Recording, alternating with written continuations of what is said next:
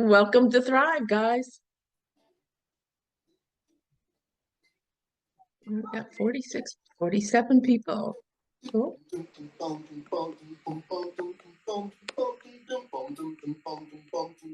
Oh, someone's singing. I love that part of Power of Love by Huey Lewis and the News. You'll see what I mean right now, because here it comes on Life with John May. Okay, Chris, is that you with the TV going in the background? Oh, yeah. Hello. Here she is. Hi, Hi, Britt. you guys. Hello, everybody. Let me get my screen organized here. Why does my page look different? What is happening?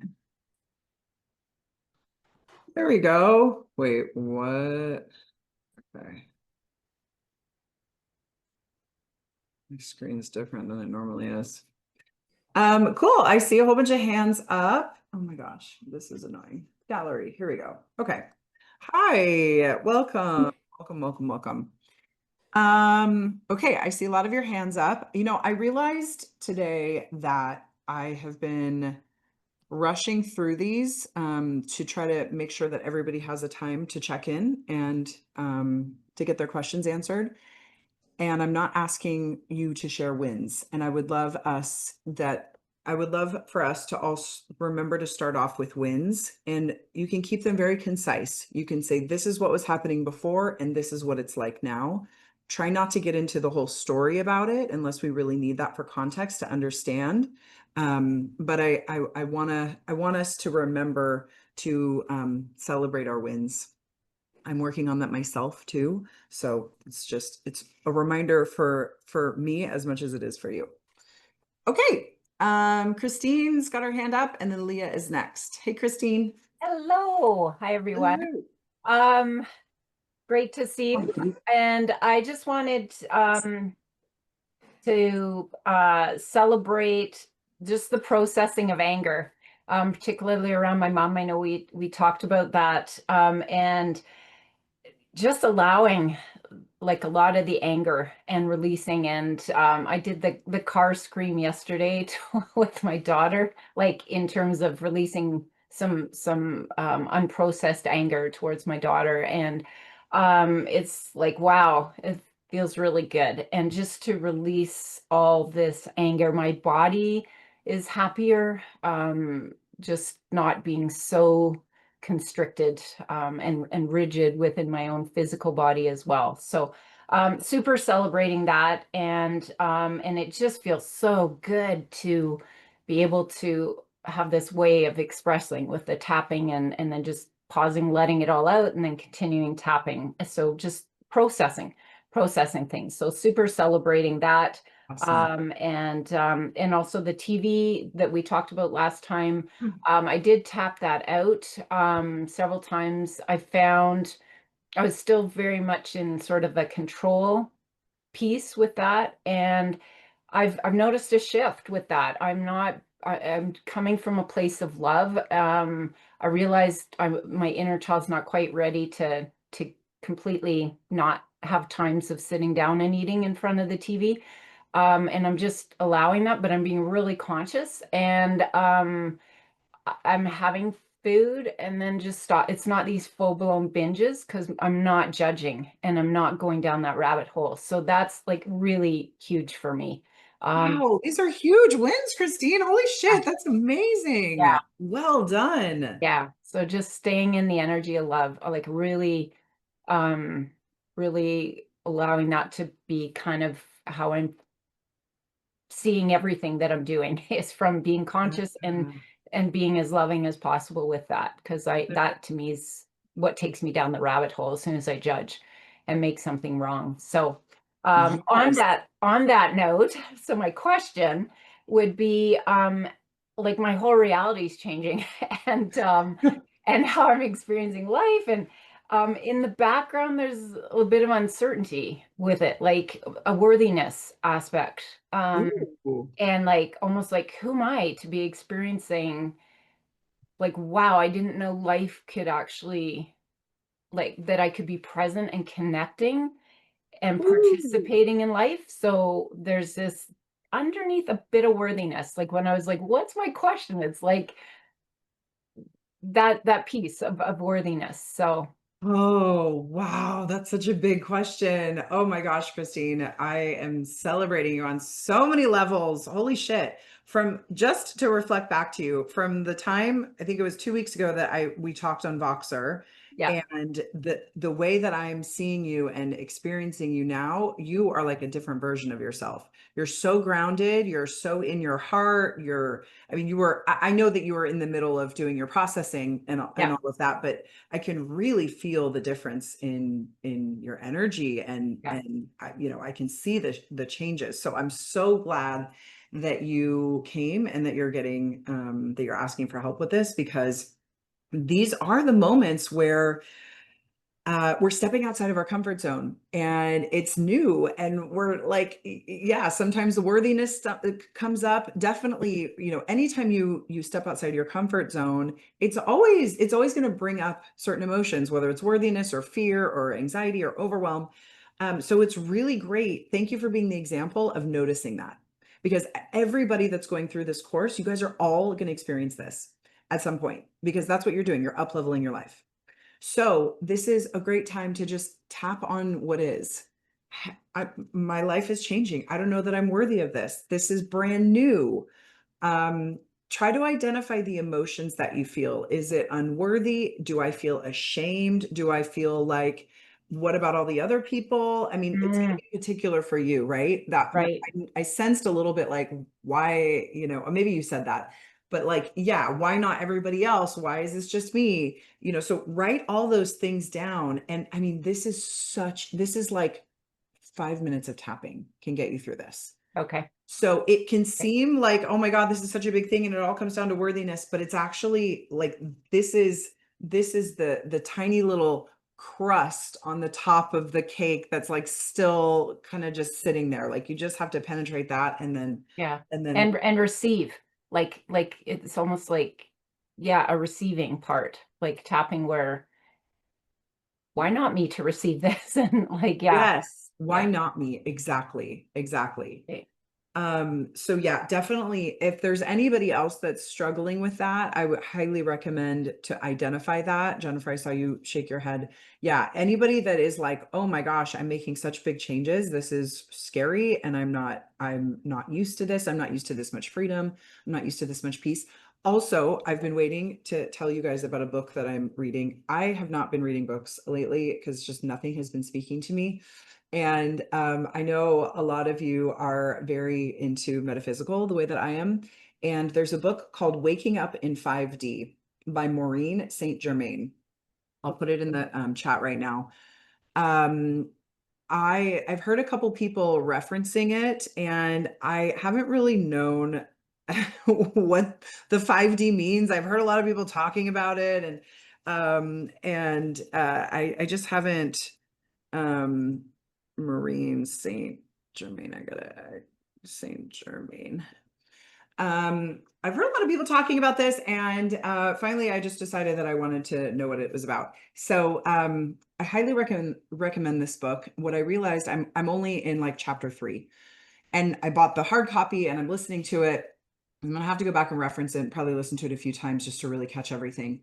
But what I'm realizing is that the work that you guys are doing in this program with the tapping that you're doing is basically helping you change dimensions. Okay, I know that sounds really fucking esoteric. She actually she talks about metaphysical a lot in this book, but she also backs it up with some new age science, or the new science that's, they're just starting to prove, if you put your attention on something, the way that you look at it, the way your intention is, will actually change it. That's scientific. So she adds those types of she adds those little footnotes to the book, which makes it sort of land better for me. It is pretty woo, but it's kind of the only thing that makes sense to me. We're moving into a reality where we're no longer where we're able to manifest a lot quicker, where we're able to live from our hearts, where living from our hearts is the way that everybody is, the way that we are, the only way to be. And right now, what she's saying is we're kind of jumping, we're in 3D and then we're jumping, we're having moments of being in 5D, and we're in 3D and then we have moments of being in 5D. And I'll just speak from my perspective. What I notice when I do my own tapping is I live in 5D. I live in my heart. I live in flow a lot easier than if I just wake up and I start my day and I don't tap. So even if it's just 3 minutes of tapping in the morning, just to get yourself going, lower lower your brain into those alpha brainwave states. I don't know how long that will last throughout the day, but I know for me, it takes about 2 minutes of tapping to get into those lower alpha brainwave states, and then my whole day feels different. So I don't know if it actually sticks. I haven't done that research to see if it actually sticks for the whole day, but it feels like it does for me. So I would encourage you guys to experiment with just a couple minutes of tapping, even if it's not something tapping that you do with me, or a technique to help you overcome emotional eating. We have the morning meditation, the 2-minute morning meditation tap that you can do in the program and in the app.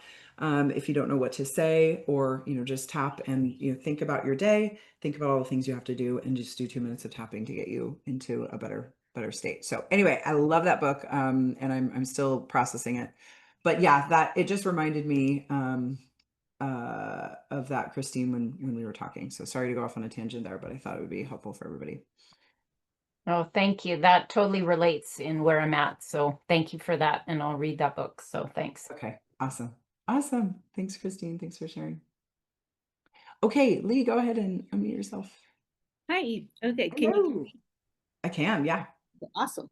Yeah. Well, thank you for sharing the 5D, because I'm totally interested in all of that. And I do Reiki and all that kind of stuff too. So yeah. So and quickly, some of my wins is just kind of all that controversy with questioning the program and everything. It really helped kind of kickstart me into like, okay, let me, get going here. So I've been using my tools more, using the Chat GPT. I've made a couple more buddies. So yeah. Awesome. So, at first I felt negative about things, but now I just feel like, this is good. This is good. So, yeah, so that's kind of my win.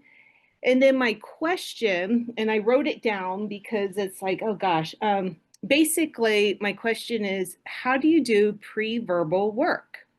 And in the background with that is that, for example, I know cognitively, I know because I've talked with my mother that my mother started out breastfeeding me. And then at 6 weeks of age, she switched me over to formula because I was crying all the time. In those days, there wasn't a lot of lactation support. So I'm also a registered nurse that I worked in OB. So I know that at 6 weeks, babies go through growth spurts typically. And often what they'll do is they'll cluster feed to help bring in the, milk that they need for that age. So I guess that was like the first example of a very basic need not being met, and having a caregiver who didn't know how to take care of the need. So I feel like there's some tapping and stuff to do. I mean, cognitively, I could just be all rational about it, but I feel like if I really got into the feeling of it, like, oh my God, how devastating to not be able to communicate what I needed. And Yeah. Is that coming up for you, Lee? Is that from actually doing something is that something that you have found from pushing the food away, or is it something that you just know happened that you want to tap on for yourself? Well, I know it happened, but then I guess what kind of made it come up is that my son is an adult now and I breastfed him. So I, was on the other end of it, being a breastfeeding mom, knowing, what it was like to have a growth spurt and having a baby cluster feed. And I was able to, because I had more knowledge, I was able to meet my son's needs and be able to nurse him. And as an adult, he is the one who food is just not a thing for him. I guess he just has that like, Mom, it's like, everybody's eating all this food. He's like, I just can't eat. It's like I get to a limit and I'm done. And Okay. so it's kind of cool that he got the benefit of that. And so food is not his issue. I mean, he's got other things going on. And I guess that's another layer of how to do this work without switching addictions. But so I guess my main question is, how do I tap into such a young age Yeah, let me, without I feeling know, like I'm acting? yeah, I mean, I guess I I will know. be acting, Well, let me, but let me stop you from what you're doing, okay, because yeah, this is yeah, something that is very tempting for people, especially if you've done a lot of tapping, or if you've done a lot yeah, of healing work, yeah, to go look for the things that we know happened and yeah, identify them as traumas. So I yeah, actually warn everybody against that. That is okay, a really good way to be tapping for the rest of your life. yeah, yeah, What I have learned over 13 years of doing this with people is that the food and the addiction and the drive, the craving and the desire for food will actually take you to all the traumas that you need to heal okay, your relationship with it. So on the one hand, if it comes up through a push the food away session, great, go with it. okay, Just use the traditional echo tapping. But unless it's something that you know, unless it's something that you really want to heal, which, you know, I mean, I've done plenty of this, which is why I know that you don't have to actually do that to get results. okay, When I okay, go down what I think is the problem, it never really moved the needle on my okay, emotional okay, eating. So okay, what instead I would like to refocus you on is just having the awareness of, when am I eating and I'm not really hungry? okay, Pushing the food away. I usually say 50% of the time. 50% of the time, you're going to be like, fuck it, I can't do a push the food away right now. So you're just going uh-huh, to eat. The other 50% of the time, if you push it away, that system has shown that within 2 to 3 months, 90% of your emotional eating will be gone. okay, So if you just stick to that and follow that and don't get fancy and don't try to do this and that, okay, it's also kind of a form of self-sabotage too. And it's like a little bit of a distraction. okay, Right. So that's why I'm here to like bring you back and to like, you know, I've done this for many, many years. yeah, So don't worry about that. And okay, if it does come up through a push the food away, you'll know okay, exactly what to do, because of the echo tapping process is just that. You go, you be there with your young self, you feel all the feelings that she was feeling, you give her comfort. Maybe you have the experience of breastfeeding her, you know, because you've had that experience with your son, you can give her that experience. okay, But I wouldn't go looking for that unless it actually comes up through the push the food away. okay. And then I guess the other question I have with push the food away is that, you know, it's like I've read all the stuff and listened to a lot of the modules, but I still struggle with when to use the tools, as far as like when I'm genuinely hungry and I want to eat a meal. It's like I guess things feel blurred between what's don't finish, don't clean your plate versus when do you push the food away versus it's like I feel like that boundary is blurry for me, because I feel like lots of times if there's certain foods I just don't eat, I feel like I'm just so much better off just not eating them than trying to eat it and then stop. And then so then I'm just trying to focus more on just getting my 3 meals in a day and not snack as much. But Okay, I guess I'm just I heard trying a to couple figure questions out. there. I heard, Yeah, and that's I guess I'm trying to clarify the question as I'm talking. yeah. Just when do I feed myself and when do I push the food away? Okay, so you've heard me talk about the 3 meals a day, right? Like the 3 meals that are protein, carbs, and fat, that are completely filling, between, you know, 500 and 700 calories each. Okay. You've heard me talk about that, right? You know, I think I have. I just don't know where to. I guess I need directed to where to find that information, if it was on an audio or if it was written or, you know. Okay, it's not, it's just something that I usually talk about in the Q&A. Okay. I Okay. haven't actually done a full module on it because Okay. it's sort of a new approach. Oh, Um, okay. so the way to know, I've got Jennifer working with it right now. So when I check in with her, Oh, okay, great. you'll learn more about it. But basically, it's making sure that you're feeding yourself at the same time, and Okay. that you're actually giving yourself a full meal, protein, carbs, and fats, between 500 and 700 calories. Some people don't know what 500 and 700 calories is. I know I have certainly forgotten Yeah. what the calories are, but I say that just To give you an example, like these 200 or 300 calorie meals that are like low fat or low calorie, Yeah. that's not gonna satiate you. Yeah. Yeah. So you want to eat a meal that's satiating. Okay. And what that will look like typically is, having a protein shake, but putting a banana and 2 scoops of peanut butter in it, right? Okay. That would encompass a full meal with the protein and with the veggies and all the things. So maybe it's eating a full burger and having a salad with it, right? Like you want to actually eat enough to satiate you for between 4 and 5 hours.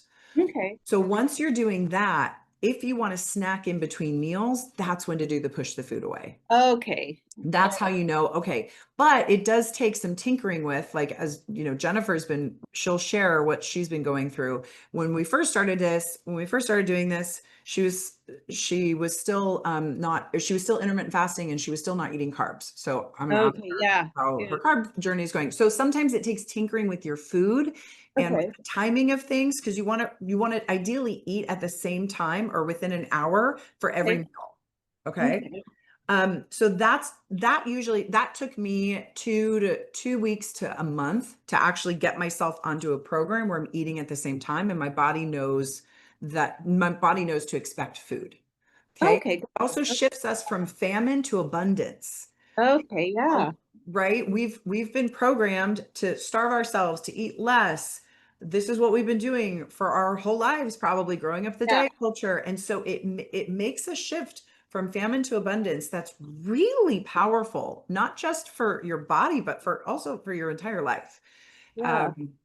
So yeah, so I would work on that for the next couple of weeks and really Okay. just, Yeah. yeah.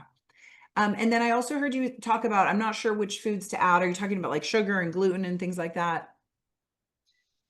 Um, I do better when I don't eat these foods, so I'm not sure if I should. yeah, yeah. I mean, because I have a history of like 12-step programs where they talk about like sugar and flour kind of being the enemy. And so I, introduced all of that back in my life, but it's like, but there's still that program, I think, running in the back of my head Yes. of like, oh, this isn't healthy or this isn't in my best interest. But You know what, Leah, I found, and you're absolutely right, and I totally relate and empathize with these two.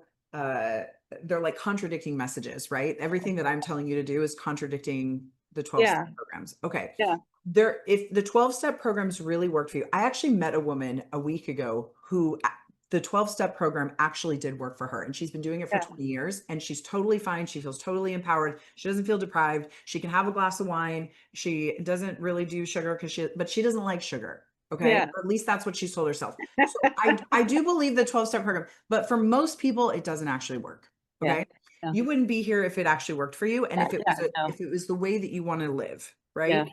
So my invitation to you is to try on and do what you said you're doing. Try bringing these foods into your life uh-huh, enough to do the tapping around them. yeah, Okay. The I'm not telling you that you should add these foods back into your life, but yeah, at least make them legal for a certain period of time so uh-huh, that you get to the point where you're choosing the way that you feel, and you're choosing to eat healthy. You're choosing to eat in a certain way for yourself, not based on a rule that somebody else gave you. yeah, yeah. Well, because and then that's it also brings up my defiance of It brings up the authority figure and the fuck you, and you can't tell me what to do. Right. yeah, So through the healing work, through the anger work, through, all the ball of light tapping, you will unravel all of that and get to a place where you decide, you know what, I want some sugar right now, or hey, you know what, I actually don't like how I feel when I eat sugar. But you yeah, won't have this push and pull and this shame and this I'm good, I'm bad, yeah, you yeah, know, and you will, while you're going through the program, while you're working through the modules, you will experience that. But that's why we give you the tools to address that so that you untangle that permanently. And that won't come back. Once you've untangled this, you won't go back to fighting with yourself about food. okay, So it's worth really investing in right yeah, now, it especially is. while you have the support, while you have Yeah, me, the coaches and all of that. Like, definitely focus on this now. yeah. Because then you have the rest of your life to be free. Sounds good to me. Yeah, okay, good. All right, thanks, Lee. Great questions. All right, Joan. Hey, Brittany, long time no see. Hi. Yes, you too. How are you? Doing really well, actually. I know last time I was talking with you and doing the puke on the page, and all that, and I've been working through different topics through that strategy, which has been great. Great. Um, I appreciate actually the first two shares before me because I can relate to a lot of that, and actually some of my wins are actually feeling more calm with food Mm, or that conscious decision making and not just be like, what the fuck just happened? Why did I consume all of that trash? right. So that's been really good since I've last joined live. But I have been listening to the recordings, which is great. One other thing, just real quick to share, is I did some of the anger boundary tapping on my sister. We don't have a great relationship. And she actually was puking at me through a text message last week, late last week, Thursday, I think. And I was like, fuck this. So me being peace meat maker, people pleaser, hasn't worked with trying to talk to her logically. So I said, fuck it. I'm gonna, go down to her level essentially. Like, you're gonna puke at me, I'm gonna puke at you and F yous. And like but I did all the anger tapping before, and I really think that not solidified, focused what I was saying to her. So I wasn't repeating myself like she was just doing to me. I'm like, this is it. Anyway, it actually, I felt really relieved after, is where I'm going with this story. Like, it's a really shitty situation. I wish I had a better, more civil relationship with my sister, but I actually feel really good that I like told her. And I Hmm. don't feel great. I told her off, but like, you know what? I've just been holding it in for so long, and she just feels like she can walk all over me and tell me how to live my life, and she doesn't even know me. So I Hmm. honestly feel really good about it. So I really want to share like the anger tapping, like at home, punching pillows and screaming in my car. Like, I did it multiple times on different things, but again, just seeing what comes up and like those themes, and like that really helped with what I was directing towards her. So Well, great, Joan. I'm so happy for you. yeah.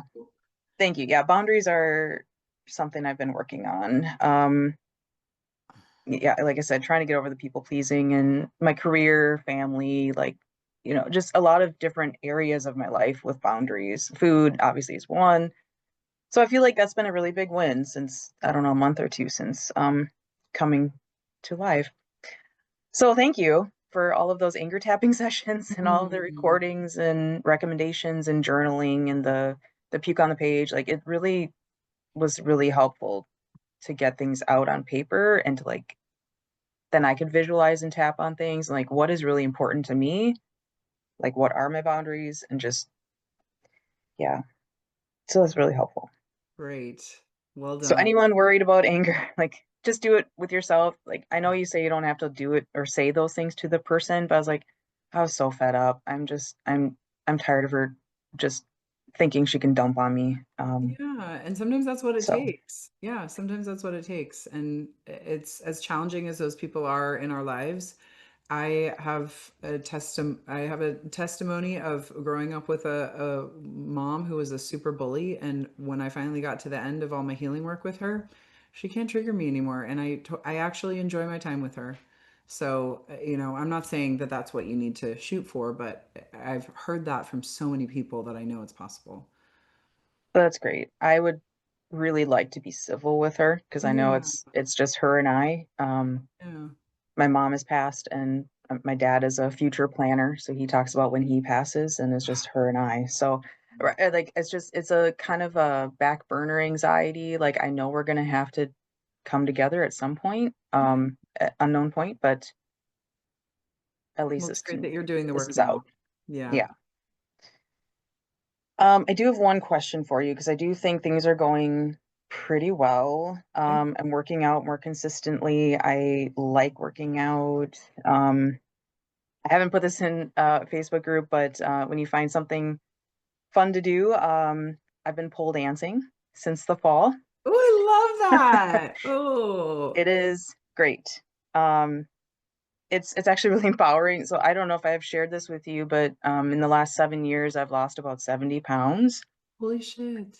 Like, it's still like the mind chatter, but like body weight, I've shed a lot of it. And so it's still weird to be in front of a mirror. Basically, my swimsuit is how I go to class. But it's really motivating though. I'm like, oh my God, look at my changes. Or look, I can climb 14 feet that I couldn't do. That is such a hard 2 years ago. workout. It Yeah. is very hard. It's challenging. My instructors make it look so flippin' easy. No, they always do.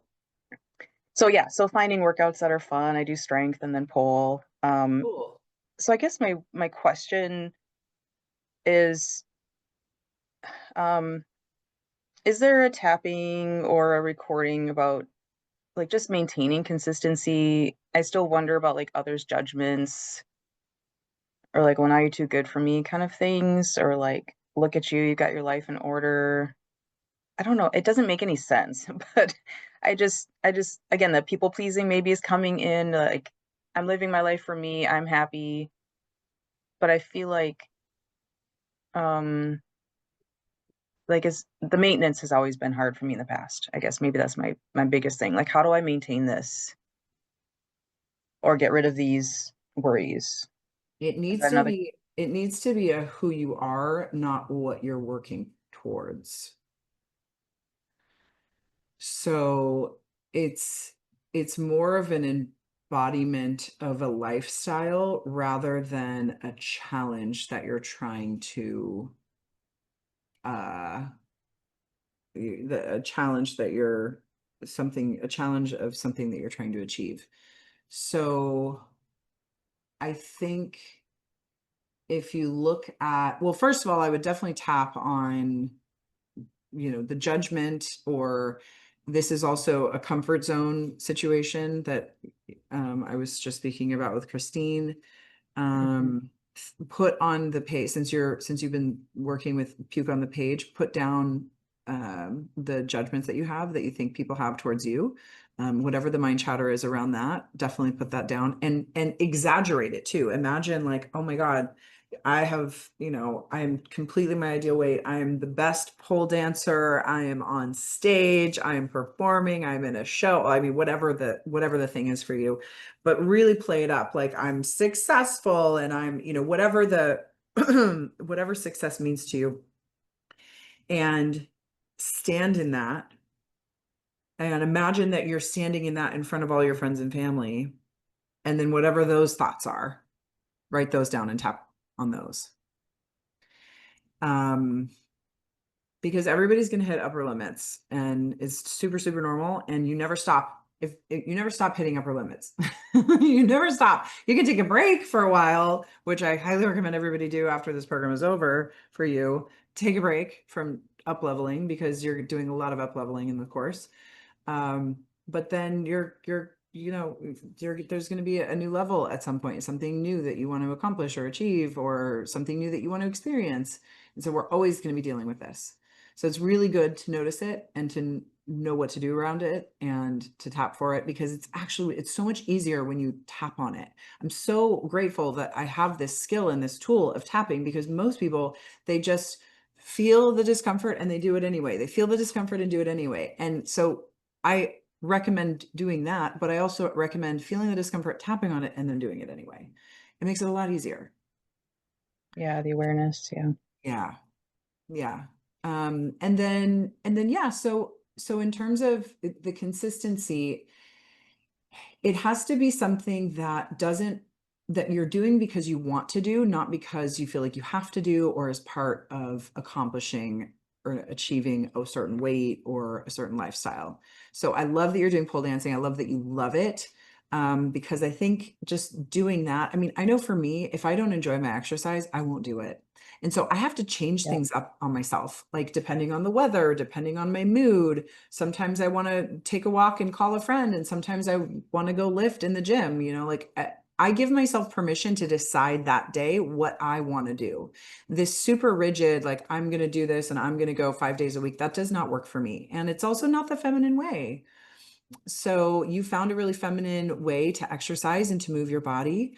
I know for me, I have a list of like 10 different things I can do to move my body. And I give myself permission to pick one. And it kind of feels like this is a fun, like, oh, hey, I want to go play pickleball with my friends today. Or you know what? I just really want to stretch. I want to go to my fun yoga class.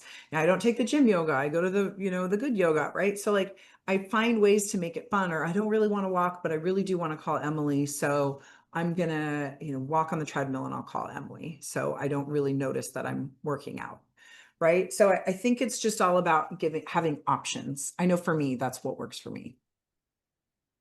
Yeah, I agree with that. I like my yoga class. I won a free month at a HotWorks studio. I don't know if HotWorks is a local thing, but basically you're working out in saunas.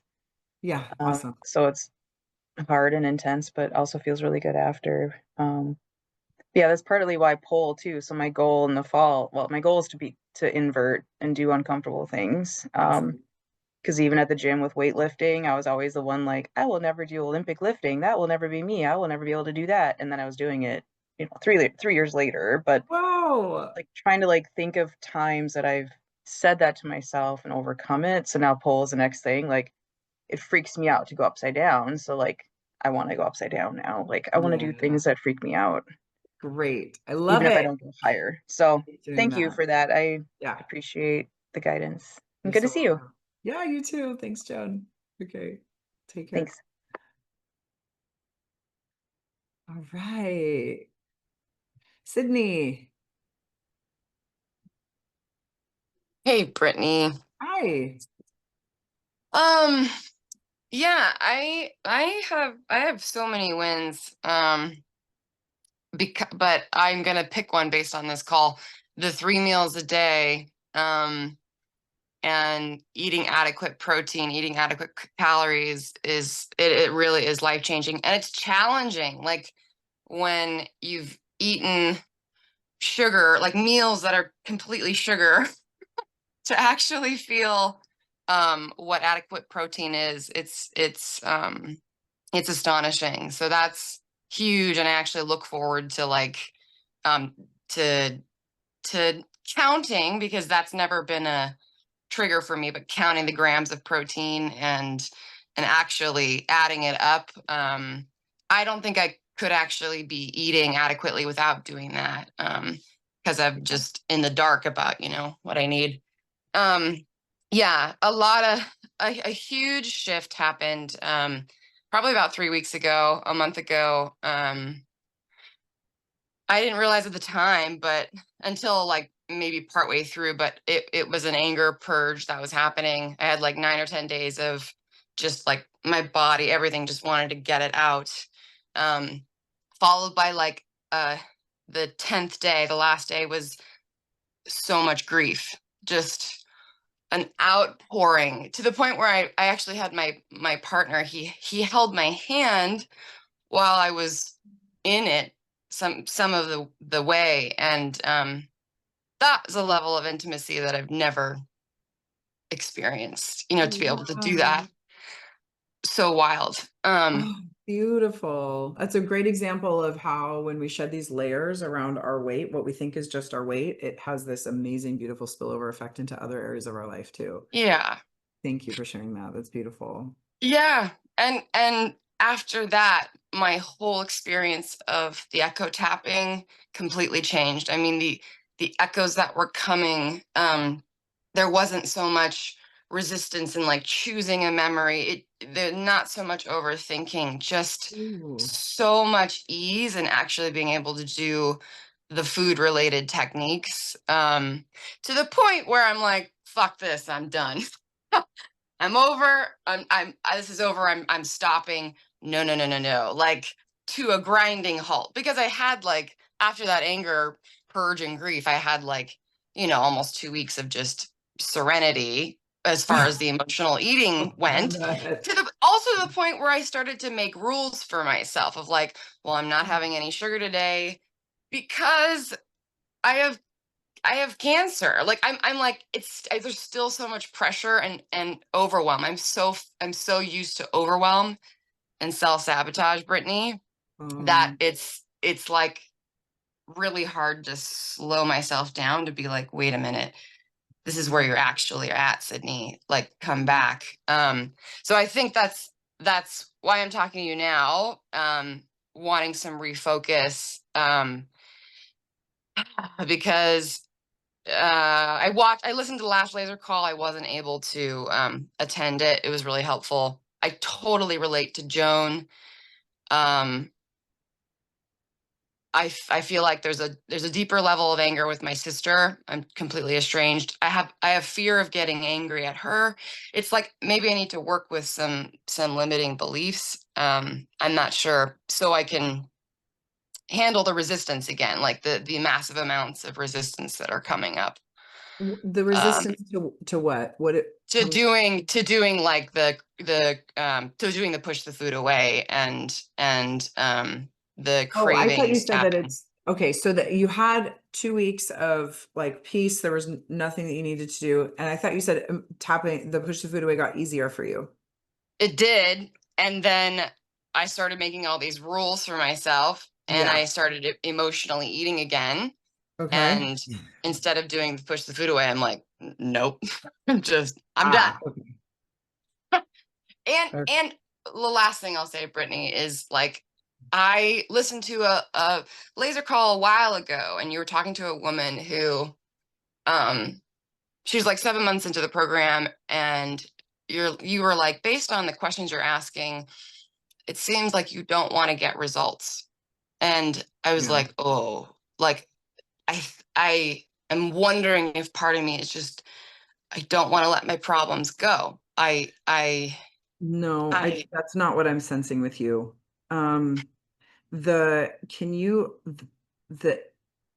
inner rule keeper, the inner child that wants to make rules, can you ask her, what is she trying to protect you from?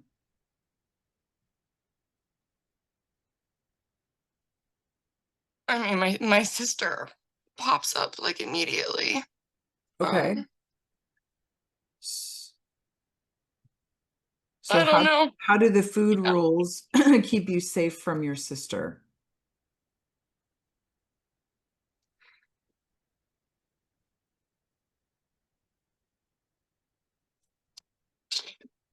She won't attack me. I don't know. I Okay. think I'm afraid. I'm almost too emotional that I'm not even sure I can answer the question. I don't know. Okay. You don't have to answer right now. You can just sit with Yeah. it. But talk to Yeah. that part of you that really wants to, because my sense is that you have your super protector is up, and she thinks that we need these rules in order to survive and in order to stay safe. And so I want to acknowledge that she believes that to be true, and I want to Yeah. try to get to the bottom of it. And Yeah. if you want to do some, journaling about it, some writing, sitting with that and then writing out what you hear her say, doing some tapping, maybe we're going to have to do some tapping around your sister. You're going deep, you're going deep in this. You have been from the beginning. So it wouldn't surprise me if you have just another round of something that your higher self wants to heal through this work. I do not pick up that you don't want results, that you're trying to sabotage yourself. I pick up that there's just, you're on a high growth trajectory, and this is the time to do it. And this is the space to do it in. And you've got all the support and you've got all the tools and you're just going for it. So I will be the first one to tell you to stop. I promise. Okay. I will. Okay. And yeah, if it becomes overwhelming at any point, I'll tell you to take a break, but Yeah. I feel like you maybe don't do for another round. Can you ask just those two plain questions that you asked me? Yeah. So the inner child that believes that she needs to create these new food rules, what is she trying to protect you from? Okay. I will take that and think and sit with it. Yeah. I just What is couldn't she trying remember. to protect you from? What does she need to feel safe? What's she trying to protect you from? What does she need to feel safe? I think those are the two big questions to ask. Okay. Yeah. Okay. All right. Okay. All right. Thank you. You're welcome. Good luck, babe. Keep checking in. Thank you. Okay. Oh, okay, Diana. Go ahead and unmute yourself. Hi, Diana. Hi, Brittany. How you doing? Well, you helped me 2 weeks ago. I was feeling such terror that I was just in extraordinary overwhelm, and I had had one session with Kim, and then you helped me get another session, which I needed desperately. And it was very powerful. And the next day, when I looked down at the little toddler, she was happy and contented and as if nothing bad had ever happened. So Oh, that's my win. Diana. Oh, I'm so happy. Well, it was desperately needed. I mean, that work was huge, and it was incredible. So then that was a Friday. So then for the next 4 days, I ate massively, and Kim said it was like the pendulum swung in the other direction. Yeah. And I understood that, and I felt like my nervous system was just frantic. I didn't know who I was in a way. And so the next week when I worked with her, she helped me with that. Also incredible, the journaling. So that calmed me down. So then I was able to eat well for a few days. I did a lot of push the food away. Good. A lot. I did the 4-day boot camp, finished that yesterday. But the first, when I was doing the push the food away, I got mostly different times in my life that came up when I felt compelled to eat the food. Then it went into the little girl again, the toddler, with sadness. And then what really surprised me was yesterday, I did the I did a lot of echo tapping, and then I did the 4th day of the boot camp. And I finished it, and I still wanted food, and I went into terror again. And this was so hard because I thought I'd made such progress. So I went into terror, and of course ate everything I could find. Yeah. And so I hope this is not another aspect of, what's going on. I thought I cleared so much. I know. But I don't understand what's going on, and maybe you could help me understand better. I can absolutely help you understand, Diana. I know when these things happen, it is so frustrating because you feel like you did all this work and then you experience the results and you get so excited and you think that's your new reality. And then when the behavior kicks up again, it feels like you backslid and you're right back to where you started. But what I can tell you with 100% certainty is that you're not back to where you started. This is just another layer. And it's very normal for that to happen in the beginning, Diana. You just started this work and you're healing really, really intense traumas that most people never heal in their lifetimes. And so I would really give yourself permission to, for the next 3 to 6 months, know that you're going to be working through this stuff and that most of the bad things that have happened to you throughout your life are going to come up and want to be healed during this time. So you will have periods where it's great and you're at peace. Slowly your eating will be getting better though. Okay. So I know you're having these backslides of eating a lot when you feel triggered again, but we need those moments of backsliding. Excuse me. We need those moments of backsliding and eating emotionally again in order to know where to look. Those are our only indicators that tell us what needs to be healed. Without that, we don't know where to go. Okay. So I know that it's frustrating because you're here and you want to heal these behaviors, but we actually need the emotional eating to come back to show us what else is there for us to look at. Okay.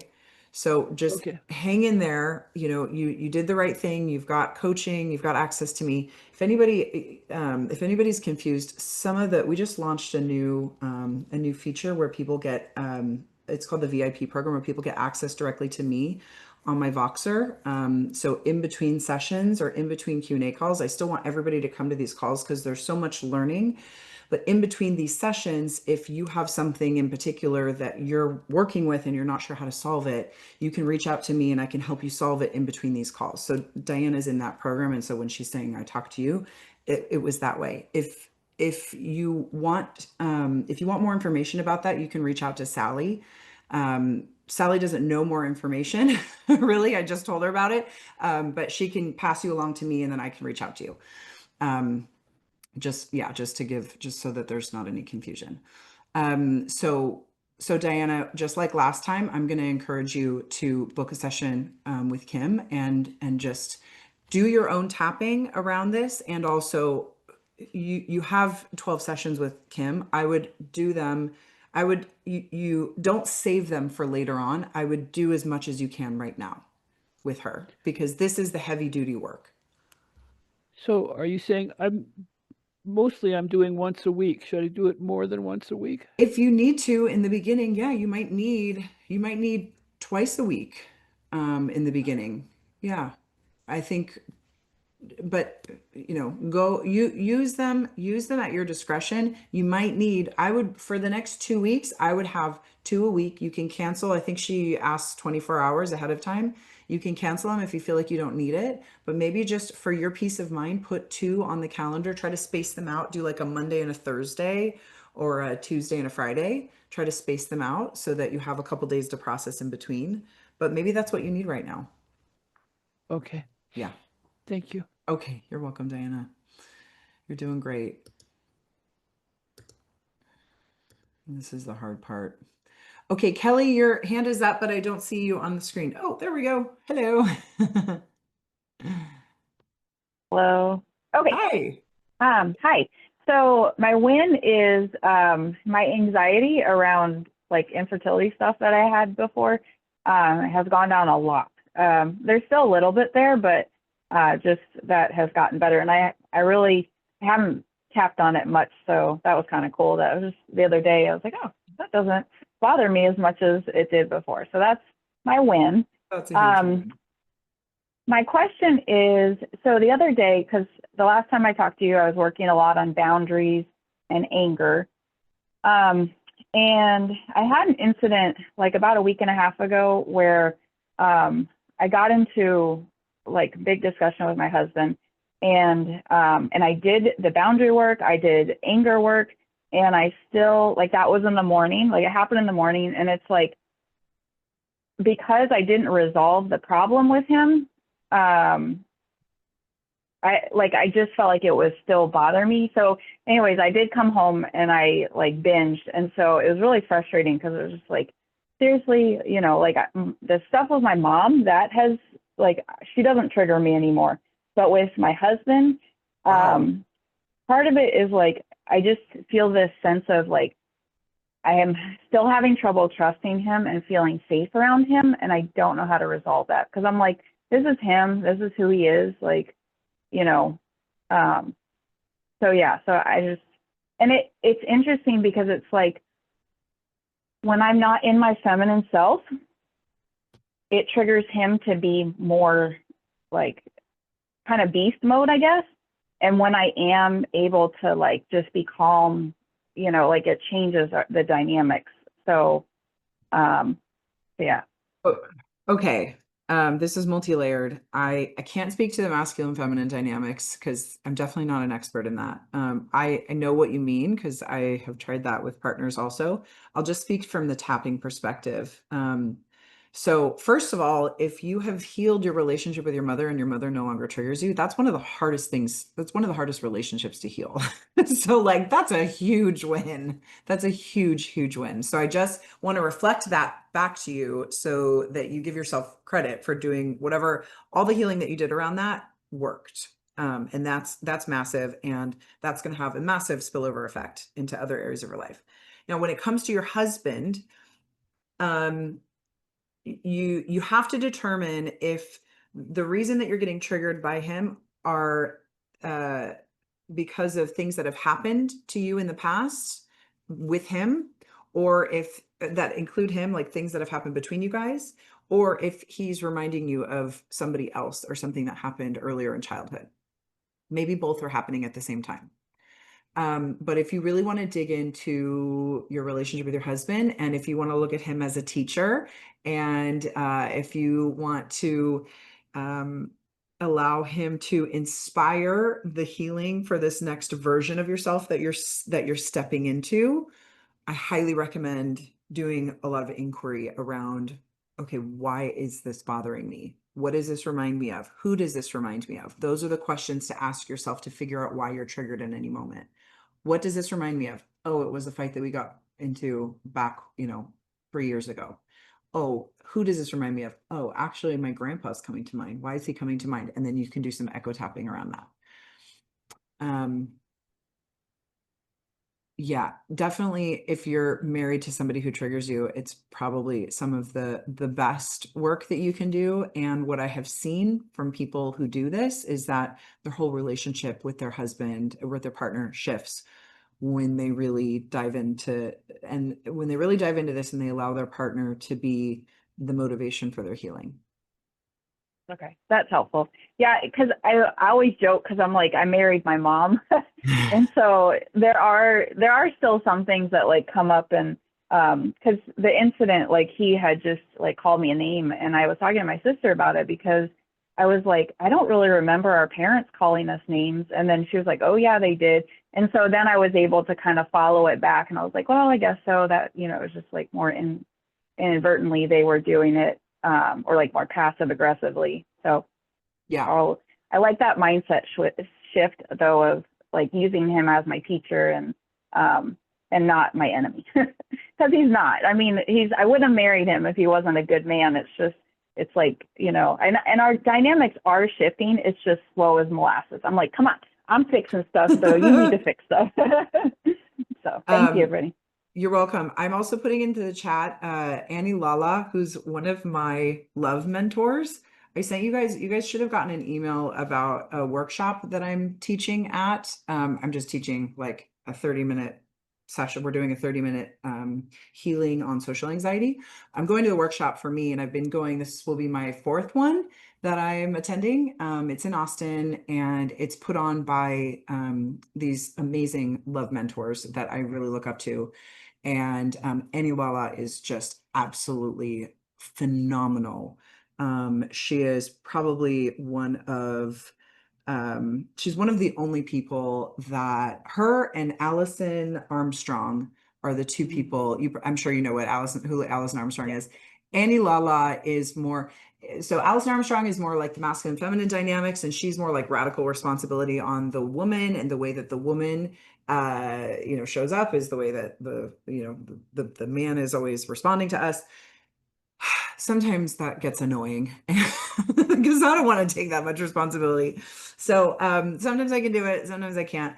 Annie is a great counterbalance because she's used her husband as her best teacher, and they're in a monogamous relationship. They're committed to staying together forever, and they have a really challenging relationship. So they've had to work through a lot of challenging dynamics. And so she's got a totally different take on relationships that I highly recommend. What's her name again? I put it in the chat, Annie Lala. Oh, got it. Perfect. Okay. Yeah. Thank you so much. You're welcome. Appreciate it. All right. Good luck, Kelly. Keep me posted. Thank you. Yeah. Okay, Jennifer. Hello.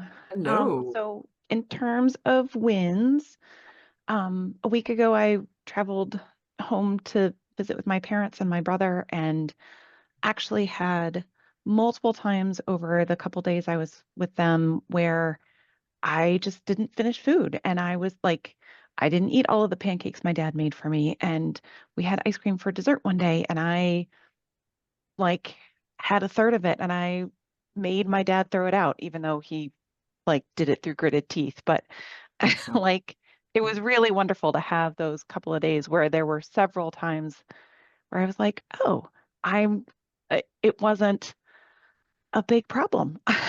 So that was really lovely. And I guess I have sort of 2 questions. I have one that I had asked at the Buddy Q&A last week, and Sally asked me to ask you. And then I have one that's more like businessy question. And then have a question that's more me.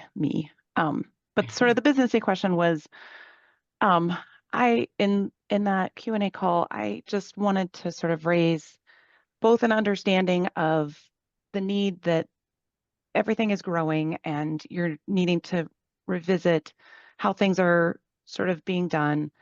And I can completely respect that and understand that there have been a few different layers of sort of buying into this. That said, I know that I and many of the other people that were on the call distinctly remember being told as part of the webinars that we would have access to these laser calls forever. And so I guess I feel like I articulated it better on Thursday. I just wanted to say that it sort of, I can understand where a lot of these changes are coming from. And it also feels a bit like it's not what we were led to believe, or what I felt like I was led to believe as an expectation. So I guess wanted to say that. Yeah, I know for certain we don't say that you have access to the Q&A calls forever. We give you we give you 3 additional months of support. Maybe that's what you heard, because it's a 3-month program, and No, we give you 3 more months of support. There was definitely this sense in those webinars where it was like, you're not going anywhere. And it wasn't just the 3 months thing. And it's also a challenge because, with these laser calls, I feel like there's a lot of wonderful, like, okay, stay with this, this task for 2 weeks, a month, and dig into this one thing and don't fret about the program, which is great because we need to heal and we have to pause where we need to be. But then with the whole, oh, but I don't get to ask you questions after 6 months, now I feel like I've got this pressure. And so I don't know. In this moment, I'm not quite sure what I'm trying to do. I'm trying to honor the fact that Sally asked me to raise this as a question now. Yeah. Because I know that there is so much good that I can grow through this program. And it just felt like a big shock to be like, oh, crap. There is so little time for me to really work through it. Yeah. I empathize with that. I understand. Especially because I really heard a whole lot more promised than in terms of continuing connection. I give you access to all the recordings so that you can find that, because we have scripted out exactly what I say on those webinars. We have transcripts and recordings. So if you want to look through the recordings and find where that is, or run them through AI and find where I say that, I will happily give you the recordings of that.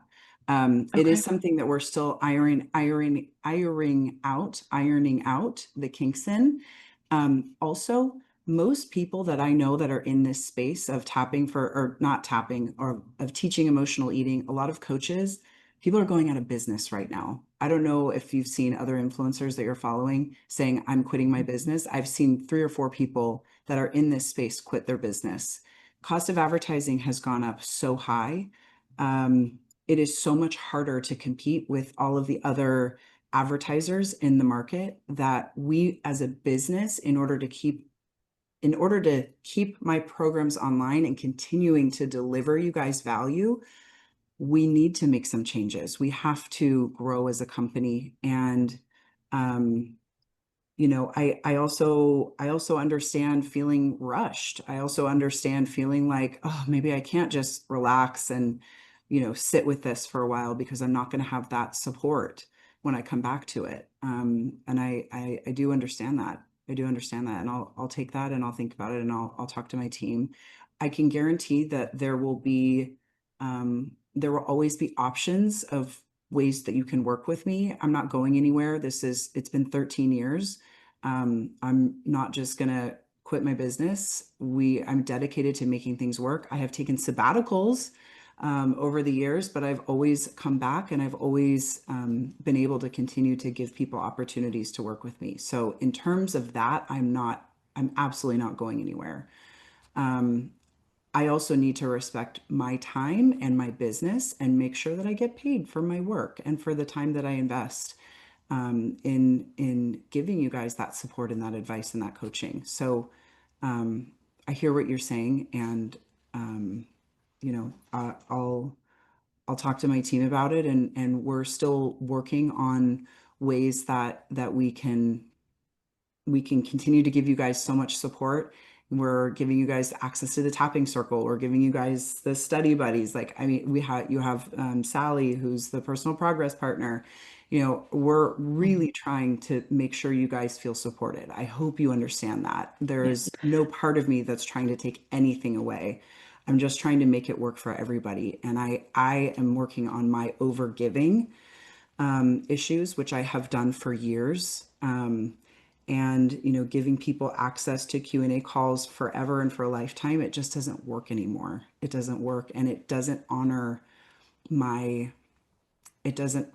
I don't feel honored for my time and for my genius that I bring to these when I give them away forever for a lifetime. And so that is no longer a fit for me, and I don't want to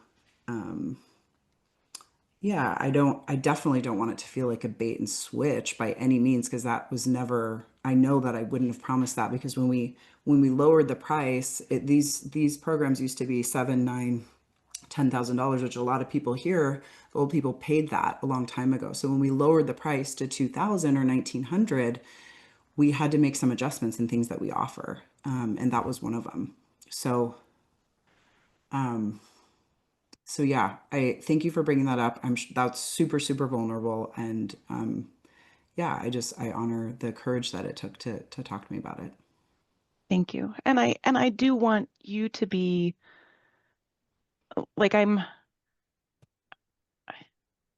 your time is valuable. I completely agree. And I don't want to take advantage of you. And so I do hope, I mean, all we do is see each other twice a month, but I appreciate everything that you bring to this program, and I appreciate you hearing the way it has felt. And I hope that there is a way to find some kind of middle ground, because I can completely appreciate so many of the points that you're making, and maybe there's a way to have, again, even the $2,000 is a chunk of change, and to think of doing lots more is something that I'm wrestling with. And if maybe there's some kind of middle ground of access for those of us that heard that message, and I'm if you want to send those links, and if there's a way for me to listen to it at 2x speed, then yeah. But maybe a year rather than 6 months, because again, for me, it feels like there's so much that's getting turned up that, as I now move a little bit into like the personal question, is I'm very much struggling with feeling like there's no end in sight. Because I feel like I'm bringing up so much stuff, and now I'm drowning a little bit under not feeling like I'm sort of overwhelmed at the things that have come up as I've done my tapping. And I know that like at the beginning of this, I would have said, I'll buy the little T traumas, the so-and-so didn't want to sit next to me in grade school or whatever, but I don't have any big traumas. And as things come up, as I do the tapping, I'm like, oh, Mm, there's a lot more than there were a lot bigger and more profound wounds than I knew about. And so mm. I'm grateful for starting to see them, and I'm struggling to figure out how to move through them and heal them. Mm. Sorry. Yeah, no, don't apologize. It's really, I mean, you have been really diving in from the beginning. I know. Um, yeah, when people really dive into this, it like their higher self is really leading the way. And I can always detect when um somebody's gonna just go in really deep and heal all their shit because this is the right place, we got the tools, and I've been seeing you go through that. Jennifer, do you have one-on-one coaching? I don't. I've been Okay. struggling with coming to terms with the cost of that, Okay. and So I'm sorry. the way that we're trying to help with the cost of that is by launching the tapping circle calls. So you have one call a week with the coaches so you can do your own tapping, and it's on each of the major problems that we have. So sexual trauma, we've got a whole coaching call on that. Have you gone to any of those calls? Mhm. Okay. Yes. How do you do when you do the group healing? I usually do pretty good. I haven't been able to make it to the last couple of weeks because I just schedules have been really crazy for me lately. Okay. Um, If you want to like if I what I would do if I were you is I would put those in my calendar and for like a month commit that I'm going to go to one a week. Go to as much as they're offered. I would schedule my day around those calls. If you really, want to, if you have a lot of shit coming up and if you don't want to pay for the private coaching, that's what I would do is just schedule my whole day around making sure that I can make those calls, or my whole week around making sure that I can make those calls. And if that's not enough, then I mean that's why we're offering the one-on-one Yep. support as well. Yep. It's just sometimes it's needed when it's just too much, and especially if you've repressed and suppressed a lot. Yeah, those one-on-one coaching sessions can be life-changing. They are life-changing. It's not, there's no like doubt about it. They are life-changing. But I mean, I understand the cost, and everybody Yeah. has different. And I guess for me, I still have that doubt. Like, even though I've seen this process make changes for me, there's still this part of me that's like, okay, but yeah, will the one-on-one coaching actually help? And, because again, it's a big commitment for that thing. So I guess I Totally. just need to Yeah, I would, I mean, get over myself somehow. yeah, tapping never doesn't work. There's never a time that tapping doesn't work unless you are, unless you're not paying attention to what the coach is telling you to focus on in the session. Tapping always works. Whether you tap, I mean, you could maybe make friends with somebody. There's a lot of really skilled tappers in the program. Sometimes, I know that you've done a lot of your own work. So there's also, you could find somebody to do buddy tapping sessions with, and that can be a way that you do some tapping for free. You hold space for them one time and then they hold space for you one time. So there's lots of ways to get additional tapping. I think just the pure fact that somebody else is there sometimes helps us access the deeper layers of our psyche that feel scary to do alone. So maybe you don't need a one-on-one coach, and if you want to exhaust all your options before you decide to invest in that, that's what I would do. I would try to make friends with somebody and make an agreement to hold space for each other and to do tapping sessions with each other, and then go to all the tapping circle calls.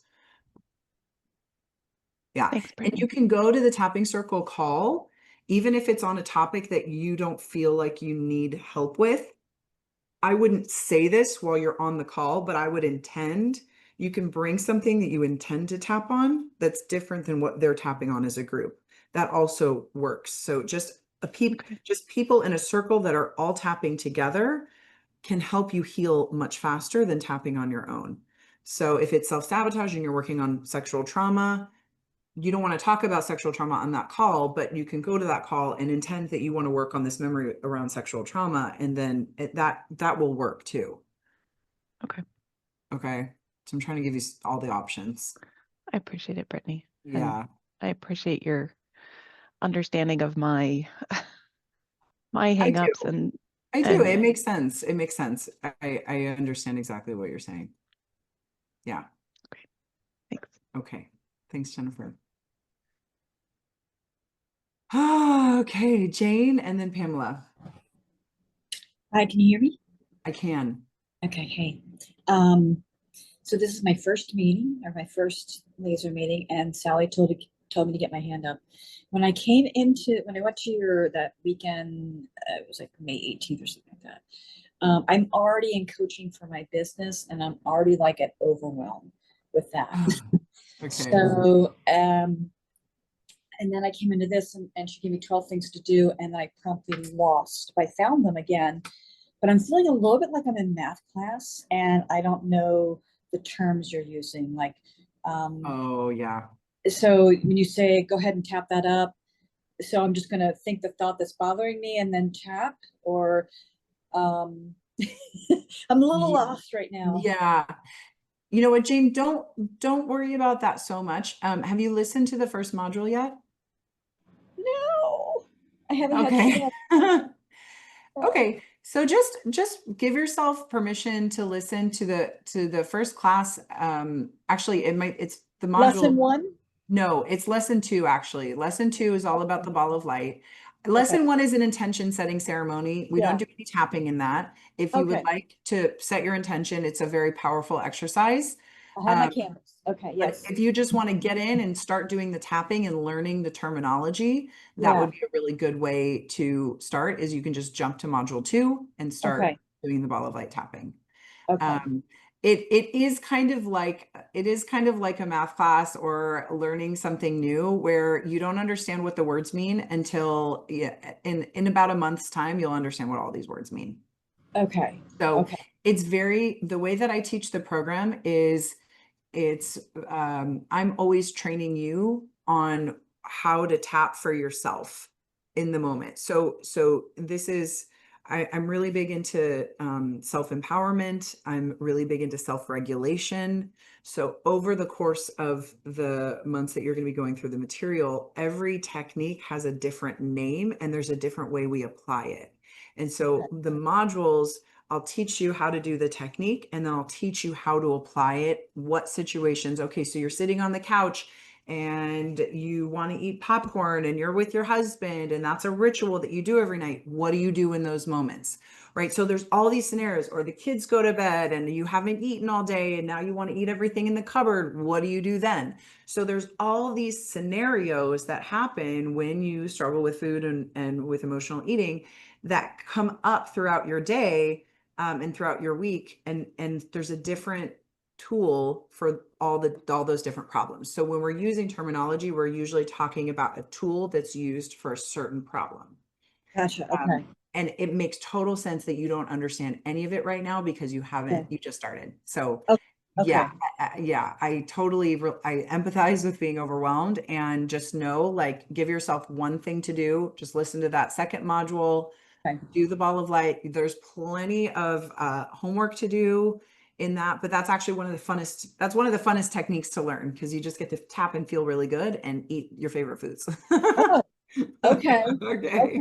Yeah, I mean, I went back in the trash and I got the Nutella after. Oh, did you? Okay. And I ate it because it created like a sense of lack. Yeah. Like, now it's in the trash. now I have to have it, whereas it sat in my cupboard forever. So, but anyway, so Okay. yeah, I feel like I got a lot to catch up with, and I'm listening to everybody, and I'm feeling a little bit panicky. Like, Yeah, everybody has, people have phases of things that they go through. So the course is week by week. But what I usually encourage people to do is to take one problem and just focus on that for a couple of weeks, okay, usually for 2 weeks at a time. So just Okay. focus on the ball of light. Okay. There's Okay, 12 okay. modules. There's Okay. probably 6 of them that are really important. And the other 6 is like a nice to have, but it's not going to be a fundamental needle mover in your Gotcha, progress, in your process. Okay. gotcha. And I also need a buddy. And I'm Great. Eastern time zone, so I'm not sure. Okay. What's your time zone? Eastern Standard. Eastern. Okay. yeah. And what's your availability to meet? Probably weekends. Weekends? Okay, cool. So if there's anybody that would like a buddy, if you're just starting, or if you've been around for a while and you want to add another buddy to your buddy group, and you're available on the weekends, Eastern time, reach out. Let's see. Shall I want to? Where'd you go? There you go. Maybe Jane, put your number in the chat. Okay. There you go. Okay, perfect. Oh wait, Joanne. That's Joanne. So Joanne put her number in there. That's me. Awesome. Thanks, Joanne, for volunteering. Okay. Joanne. Where's Joanne?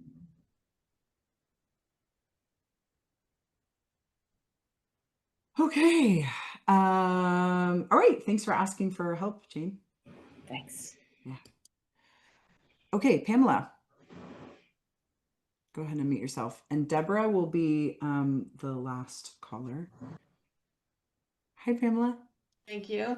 My win is that I'm actually here and speaking today. Okay. I've been doing this for about 7 months, and the last few months have been ugly. I also, on a complete aside, my childhood nickname was Pammy Lala. Oh, how funny. And I typically don't let anybody know that, but anyway, I couldn't believe it when you said Oh, that. wow. Does Annie Lala speak to you? Does that have you, does she? Yeah, wow, that's awesome. Yes. I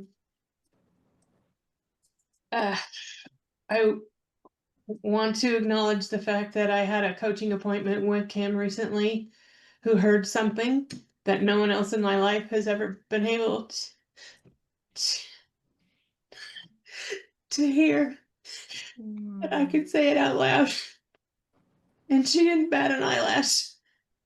It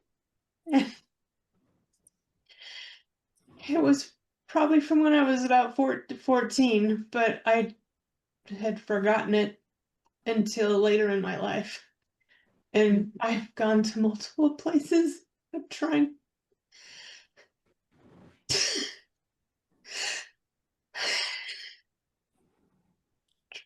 to make sense of it myself. And absolutely no one, therapist, group therapy, anything, anywhere. No one. 4, 2, 9, 7, 5, 6. Oh, somebody unmuted themselves. Oh, yeah, Jane. It's okay. It's okay. It happens. So because of my session with her, and we did puke on the page together, I've done a couple more of those, which I hadn't really been doing. And so I've ended up writing about stuff that I don't remember. So when I think I enrolled last year in like October, November or something, and it was like by January, my body changes were showing that I was losing weight. And so it wasn't until that I actually noticed that everything came to a screeching halt.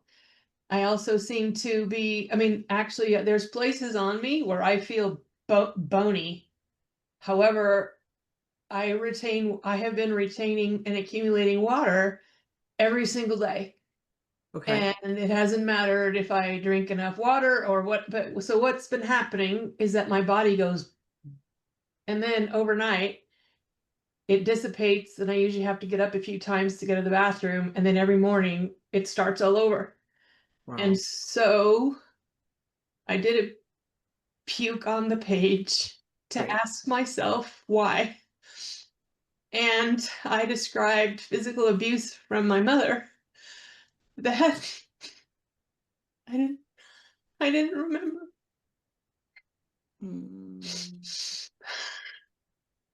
Oh, I'm so sorry.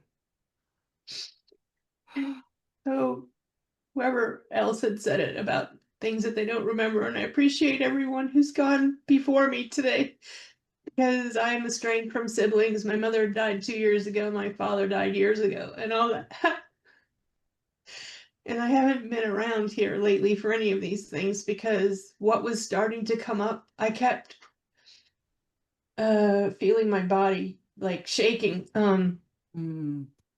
I have a couple of in the past I'd had experiences where something was so traumatic that my legs were shaking and I felt weak, and I just kind of, my legs went out from under me and I just like collapsed into a puddle on the floor. So I kept feeling that like over the last couple of months, of just in the middle of my day, I felt that way. So I felt I avoided Kim for a while. I finally scheduled an appointment, and then this thing came up, and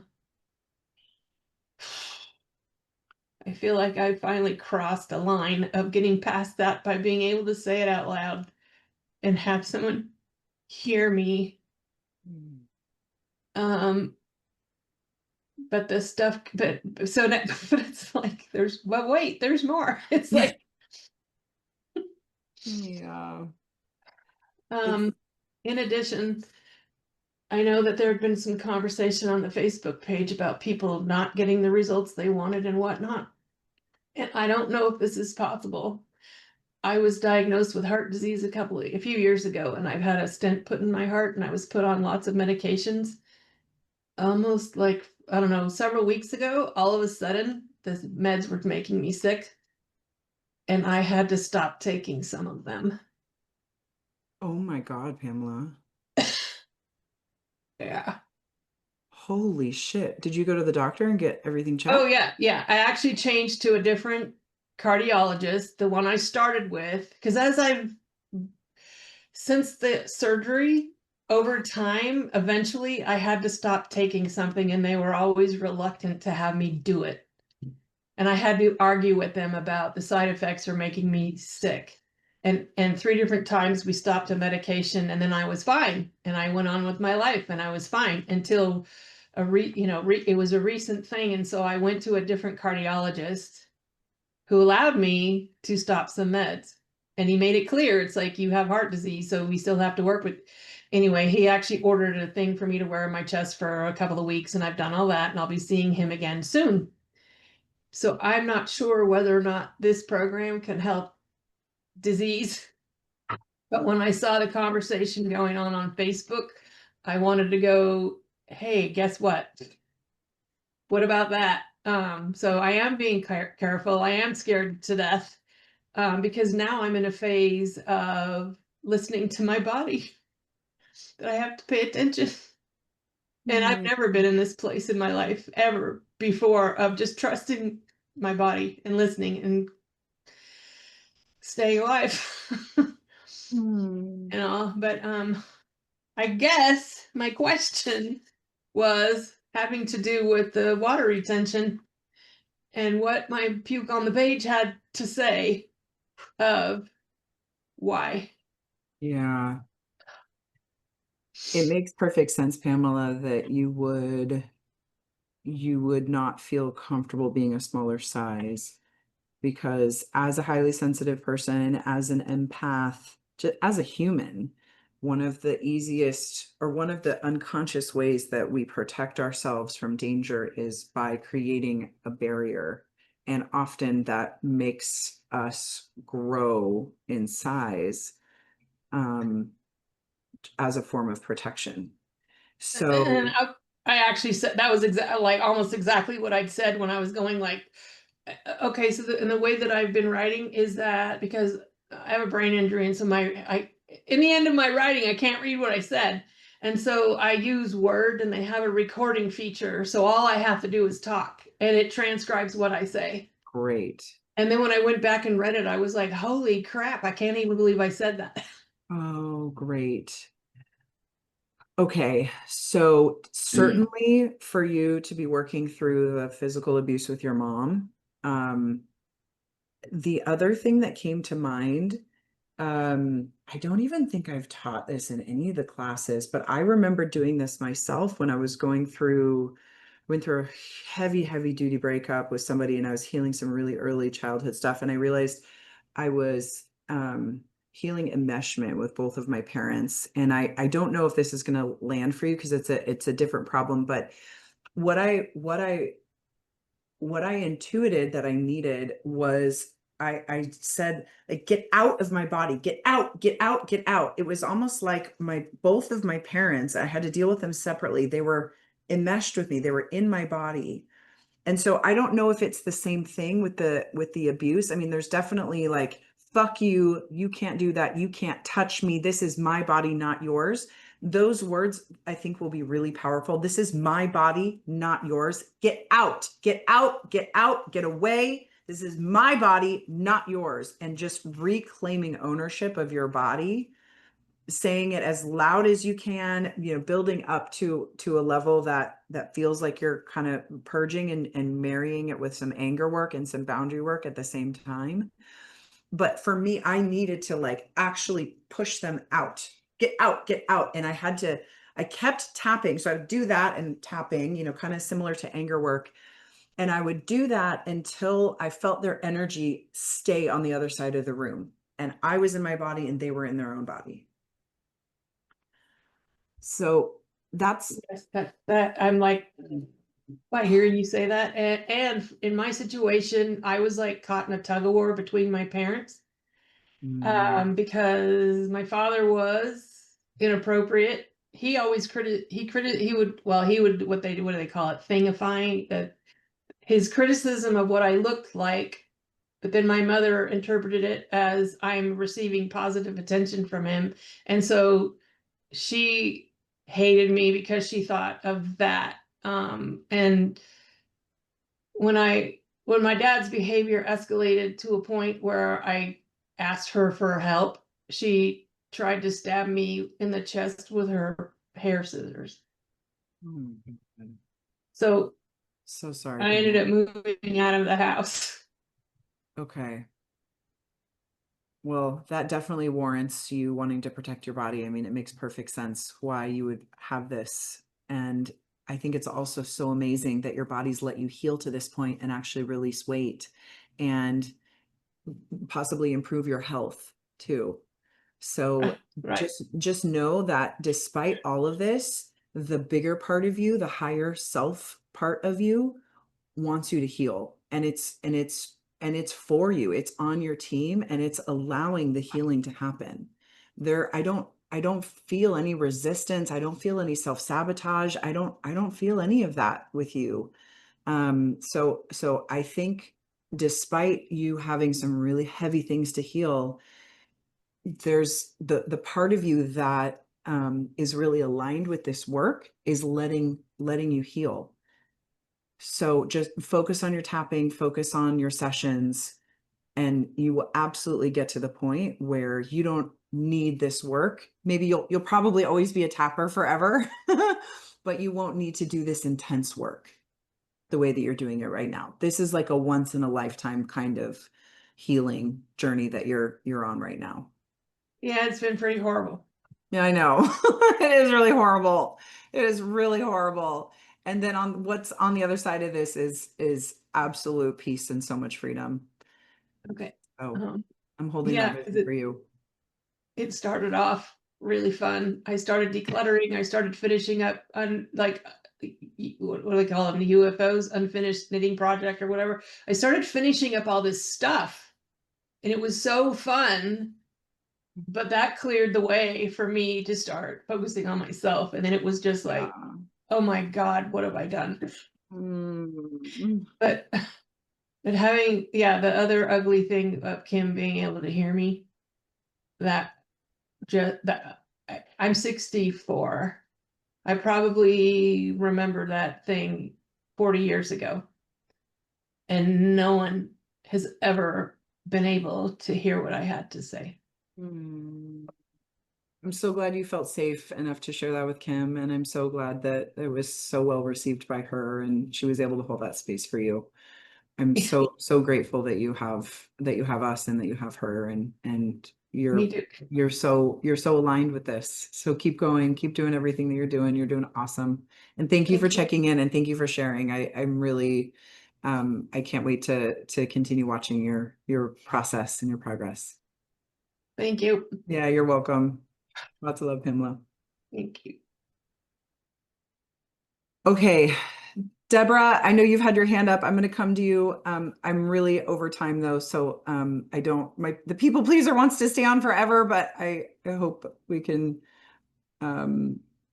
connect and get you your problem solved. Go ahead and unmute yourself.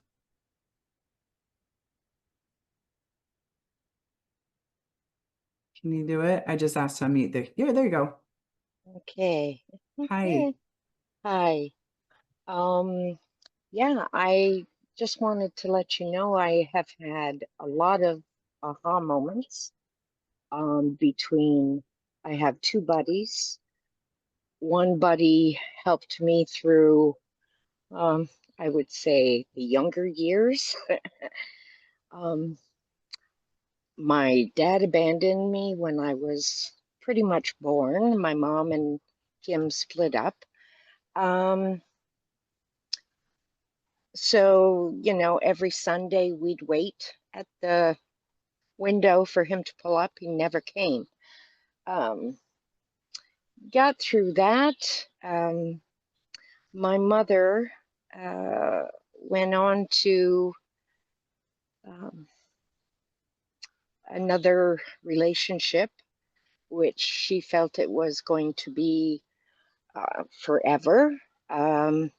However, he went and had open heart surgery. Deborah, I want to hear all of this story. I've got another meeting that I have Okay. to get to. Okay. Give me the high level. I want to hear what happened. What was the result? The result is he died on the table. My mom became crazy, for lack of a better word, and became abusive. I went in foster care. I got out of foster care at 16 and moved away, got a job. Then I talked to Kat, and at 17, apparently everything blew up in my face. And the minute she got on the call, I just kind of spewed everything. I've never really talked about it with anybody. It was rape by 3 people with a knife. Kat got me through that. I'm capable of talking about it. Wow. It's gone. Oh. My abuse, I forgave my mother. I sent her up to your healing center. And when she came down, I was able to forgive her. I believe now I've forgiven my dad as well. It just was a combination. And I think they're both my angels now. Is that possible? Yeah, absolutely. Oh, I love Because that. I feel like they're there. Oh. And which is fabulous. And so I've moved on from my trauma. Now I feel like I've got a lot of anger and whatnot because my partner and I was going to leave him. He had a heart attack.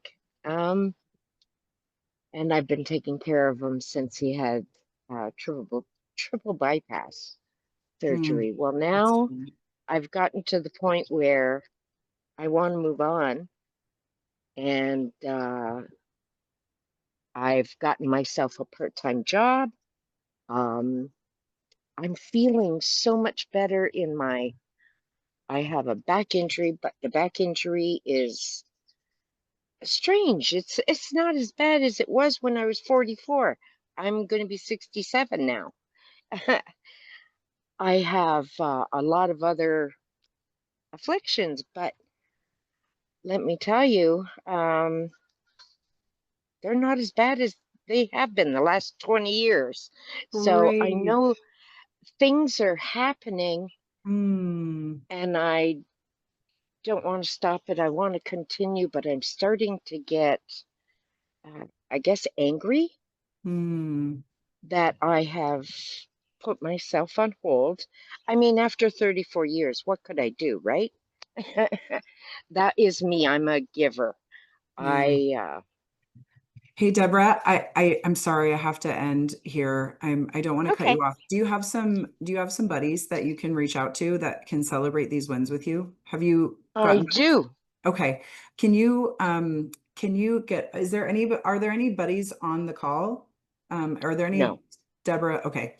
Will you reach out to them and will you share your wins with them? I'm so sorry I have to go. I just have another Sure. I have to jump onto and I've got a piece so bad. So I know that feeling. if I see your hand up, I'll try to take you earlier next time.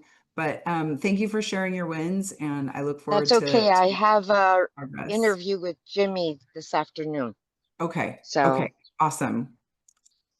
it's All right. good. Sounds good, Deborah. Thanks so much. And thank you guys for being here for such a great call. It was a really dynamic call. We covered a lot of ground. So can't wait to see you all again back here in another 2 weeks. Have a great couple of weeks, everybody. Lots of love.